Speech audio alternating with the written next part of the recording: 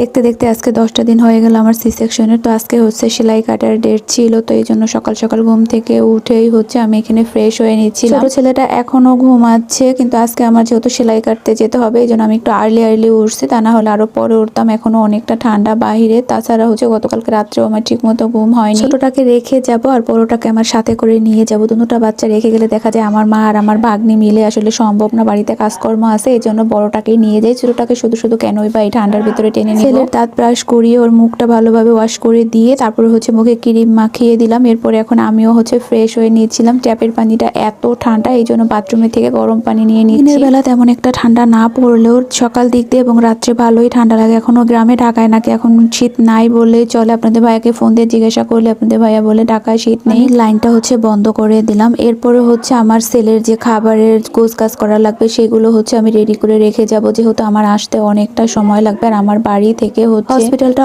অনেক দূর, আর হসপিটালে গেলেই তো আর হয়ে যায় না, ওইখানেও তো কিছু সময় লাগবে। দেখা যায় যাওয়া আসা মিলিয়েও 2-3 ঘন্টার মতো লেগে যাবে। এই জন্য হচ্ছে আমি আর কি আমার ছেলের যে খাবার দাবারের প্রয়োজনীয় জিনিসপত্র আছে সেগুলো সব রেডি করে রেখে যাব, যাতে ও কান্না করলে কোনো সমস্যা না হয়, সাথে সাথে খাবার রেডি করে দিতে পারে। আমার ছেলে যেহেতু বেস্টিং এর সাথে সাথে ফর্মুলারও খায়, ও শুধু বুকের দুধে আসলে ওর হয় না, এই জন্য জন্মের পর থেকেই হচ্ছে একটু একটু করে আর কি ফর্মুলার দিচ্ছি আর কি। তেমন একটা খায় না, সারাদিন তো ঘুমের ভিতরেই থাকে, দেখা যায় একটু একটু 2-1 বার আর কি খাওয়া হয়। তো যাই হোক, আমি এখানে গরম পানির ফ্লাক্সটা আর ফিটারটা ভালোভাবে ধুয়ে ফুটিয়ে তারপরে হচ্ছে ফ্লাক্সের ভিতরে গরম পানি করে রেখে যাব, আর ফিটারটা ভালোভাবে ধুয়ে ফুটিয়ে তারপরে হচ্ছে নিব। ফিটারটা ভালোভাবে ওয়াশ করে এরপর এখানে আমি গ্যাসের চুলার ভিতরেই হচ্ছে ফিটারটা সেদ্ধ করতে বসিয়ে দিছি। বাহিরের মা লাকড়ির চুলায় হচ্ছে রান্নাবাড়া করতেছে, ওইখানে দিতেও পারতাম কিন্তু দেরি হয়ে যাবে দেখে আমি একটু তাড়াহুড়া করতেছিলাম, গ্যাসেই দিয়ে দিছি। এইদিকে আমি গরম পানিটা হচ্ছে জগের ভিতরে দিয়ে দিছিলাম, সেই পানিটা বলক উঠে গেছে, এখন ফ্লাক্সে ঢেলে নিচ্ছি। খুব তাড়াহুড়াই করতেছিলাম, সকাল 10টার ভিতরে হচ্ছে আমাকে রেডি হয়ে বের হতে হবে। মেডিকেল থেকে আসার সময় বলে দিছিল 10টা কি 10:30টার দিকে মেডিকেলে আসতে, তা না হলে দেখা যায় সেলাই কাটতে অনেকটা সময় লাগবে। আর ছোট ছেলেটাকে যেহেতু রেখে যাবো একটু তাড়াহুড়াই করতেছিলাম যাতে অল্প সময়ে কাজগুলো শেষ করে যেয়ে আবার চলে আসতে পারি। ছেলের প্রয়োজনীয় সবকিছু রেডি করে রেখে তারপরে বড় ছেলেটাকে নাস্তা খাইয়ে দিয়ে এখানে আমি আমার জন্য নাস্তাটা রেডি করে নিছি। আজকে 2 পিস রুটি হচ্ছে রং চা আর 2টা ডিম, এর চাইতে আর বেশি কোনো কিছু নিব না। এমনিতেও সকাল তেমন কিছু খেতে ইচ্ছা করতেছিল না, তাড়াহুড়াও ছিল। তো যাই হোক, নাস্তাটা কোনো রকম নাকে মুখে খেয়ে ছেলেকে রেডি করিয়ে দিয়ে আমিও রেডি হয়ে এখন আল্লাহর নামে বের হয়ে যাচ্ছি। আর আমার ছোট ছেলেটাকে ফুপি আর আমার ভাগ্নির কাছে রেখে যাচ্ছি। বারবার বলে যাচ্ছিলাম তোমরা ওরে দেখে রেখো। খুব মজা করে বলতেছিল তুই না আসলেও সমস্যা নাই, ও আমাদের কাছে থাকতে পারবে। তো যাই হোক, আমরা মা ছেলে মিলে বাড়ি থেকে বের হয়ে গেলাম। আমাদের সাথে হচ্ছে মেজো আপুও যাবে। তো বাড়ির সামনে আসতে আসতেই হচ্ছে ভ্যান পেয়ে গেছিলাম, তো ওইখানে উঠে গেলাম। এবারকার শীতে বাড়িতে এসে তেমন একটা সর্ষে ফুল বা জমির ভিতরে যাওয়া হয়নি, ছবিও তোলা হয়নি। আসার পর থেকেই তো শরীরটা অসুস্থ, আবার এখন যেহেতু বাবু হয়েছে এগুলো রেখে তো আর সম্ভব না যাওয়া।